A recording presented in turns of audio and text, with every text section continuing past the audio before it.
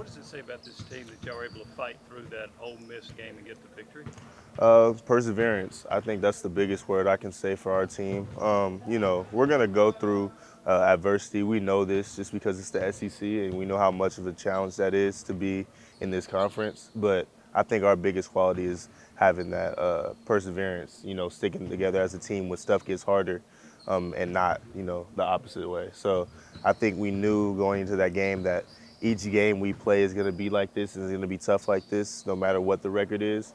But we know that if we have each other and we stick together, we can come out with the win. Do you remember the last time you played significant minutes in a game and didn't take a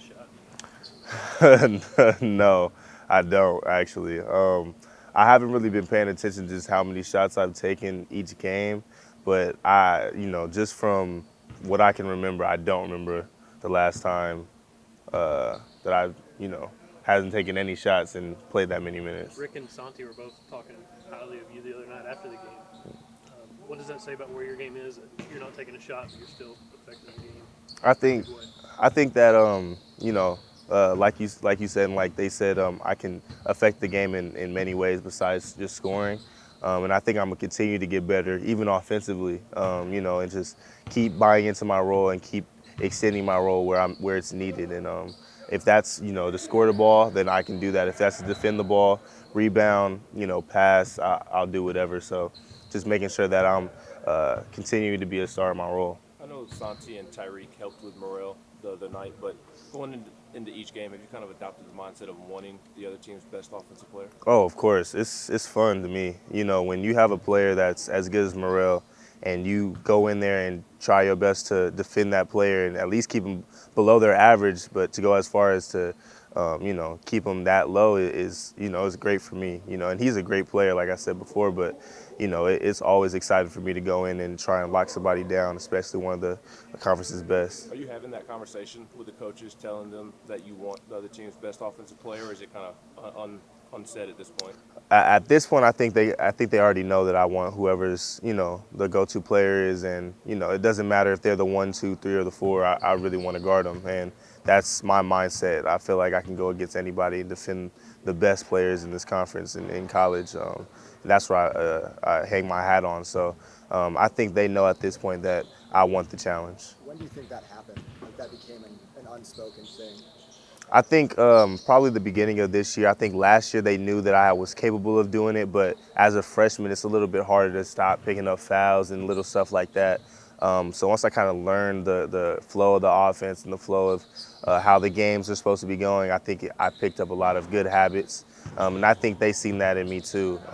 So just knowing that, when it comes to game time, that I'm ready to defend whoever. Have you always liked to defend? I mean, you talked about embracing the role, but was it an easy role for you to embrace because you've always prided yourself on your defense, or is this one of those things where you were like, okay, to get on the floor, this is my best way, my best avenue to get on the floor, so I'm going to embrace it? I think throughout all of high school, middle school, I love defense. I love just what comes with it. Just knowing that you were the person to be able to stop a great offensive player, and of course everybody loves offense.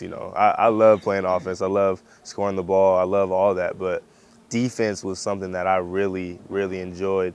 And coming in, I knew that was something that I was going to keep as my mindset and something that I hang my hat on. Have you learned to be a better defensive player at Tennessee? I think so. I think they've shown me a lot of defensive principles that I've continued to get better at. And I think I just become a better defender in different ways. I've always had the grit and the heart of being a great defender, which I think is the most important thing. But I think they've shown me little details on how to get better as a defender. Why did you like playing defense in middle school? I mean, most kids, they go out on the playground, it's hordes, they want to see how many shots they can get up. Why did you at a young age like defense? I like seeing people frustrated, and I like seeing people frustrated because I'm defending them. I love seeing that just because basketball is, you see a lot of people comfortable when they're scoring the ball, and to be able to disrupt that and knowing that I did that is something that I enjoy. So if I can go into the game and frustrate somebody, I'll take that 10 times out of 10.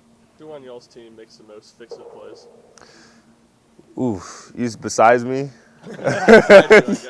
I have to say probably Santi and Z really make some great fix-it plays, but I think somebody that really makes a lot is Jonas, especially at the rim. You know, guarding somebody is hard enough, so when there's stuff, little things that we mess up on as guards, as far as switching or getting over screens, you need somebody at the basket to be able to fix that play, and I think Jonas does that well. Is it easier to make a fix-it play as a guard or a big? I think it is. It is a little bit easier with Jonas's length. You know, he's super long, but you still have to have timing and you still have to have rhythm in order to know when somebody's going to go up, not fall for pump fake. So I think it's just the same as guards and bigs, but I think guards it might be a little bit harder just because it's loose balls you have to get to. You're running around more. You're getting beat up through getting through screens and stuff. So I think it is a little bit harder as a guard, but it's just about the same. What needs to happen for the offense to click the way that it did at the end of last season? I think one thing for us is just, learning each other even better.